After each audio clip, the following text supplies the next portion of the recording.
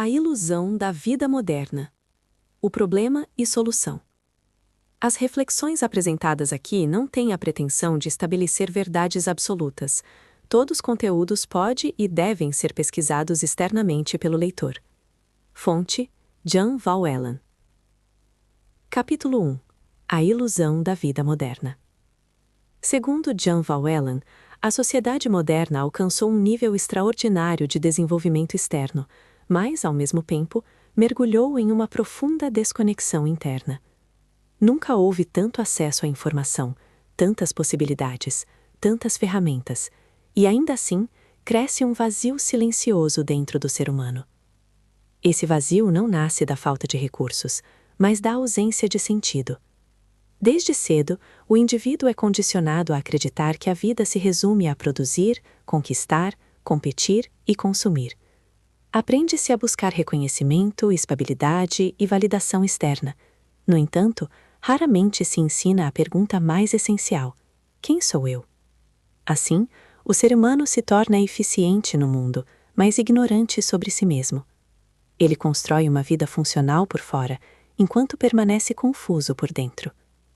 A rotina se transforma em repetição automática: acordar, trabalhar, consumir, distrair-se, dormir. Não há espaço para a pausa real. O silêncio incomoda, a solidão assusta, os pensamentos se multiplicam incessantes. A mente precisa estar sempre ocupada. Nesse cenário, a tecnologia intensifica o problema.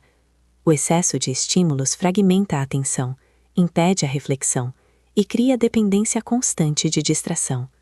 O indivíduo deixa de observar a si mesmo e passa a viver apenas reagindo ao ambiente. Capítulo 2. A desconexão interior. Ao direcionar toda a atenção para o exterior, o ser humano perde o contato com sua própria essência. Ele conhece o funcionamento do mundo, mas não compreende o funcionamento da própria mente. Reconhece padrões sociais, mas ignora seus próprios condicionamentos. Vive cercado de estímulos, mas não consegue permanecer em silêncio consigo mesmo. Essa desconexão gera consequências inevitáveis: ansiedade, excesso de pensamentos, insônia, insatisfação constante, sensação de vazio e falta de propósito. O erro não está no mundo em si, mas na forma como o indivíduo se relaciona com ele. Ao buscar fora aquilo que só pode ser encontrado dentro, cria-se um ciclo de frustração contínua. O sofrimento, então, não nasce apenas dos acontecimentos, mas da forma como são interpretados. A mente condicionada reage automaticamente. Apega-se ao prazer material, rejeita a dor, teme a perda.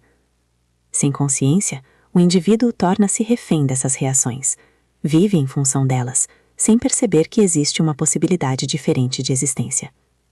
Capítulo 3. O caminho do silêncio. Se existe um eu mais profundo dentro de você, ele não pode ser encontrado externamente. Por isso, o primeiro passo é simples: é preciso silenciar.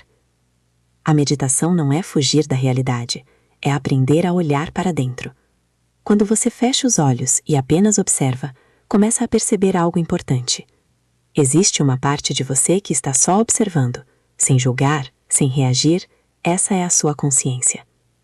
Como começar? Prático e simples. O caminho mais fácil para esse silêncio é a respiração consciente. Técnica 336, bem simples para iniciante. 1. Inspire pelo nariz contando 3 segundos. 2. Segure o ar por 3 segundos. 3. Solte o ar lentamente pela boca em 3 segundos. Repita isso sempre que puder, ao deitar, etc. O que acontece? A respiração desacelera, o corpo relaxa, a mente começa a ficar mais calma, as células se renovam plenamente com mais oxigênio. Você não precisa parar de pensar. Só precisa observar. Se vierem pensamentos, tudo bem. Apenas veja eles passando, sem se envolver. Capítulo 4. Consciência e transformação.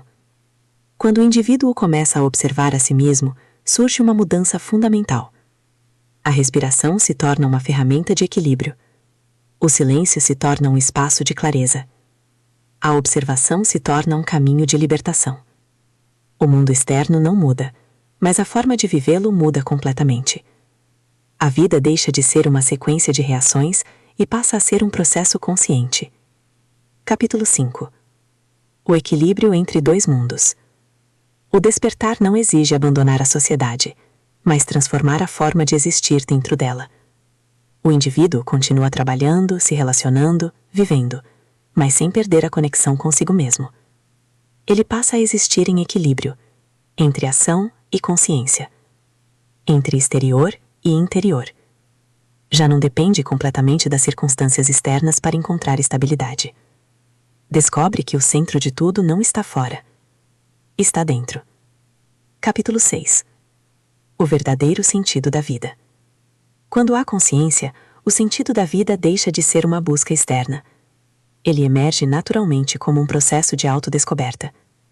O indivíduo percebe que não está aqui apenas para repetir padrões, mas para compreender sua própria natureza. E nesse processo, algo essencial se revela. A vida não é apenas sobreviver. Não é apenas conquistar. Não é apenas existir. A vida é despertar. Conclusão. A sociedade moderna não é o problema. O problema é viver nela sem consciência. O excesso de estímulos, a busca externa e a distração constante criam uma ilusão de preenchimento. Mas o verdadeiro equilíbrio não vem de fora. Ele surge quando o indivíduo aprende a parar, observar e silenciar. E nesse silêncio, descobre algo que sempre esteve presente. Aquilo que ele realmente é. E a partir desse momento, nada mais é vivido da mesma forma.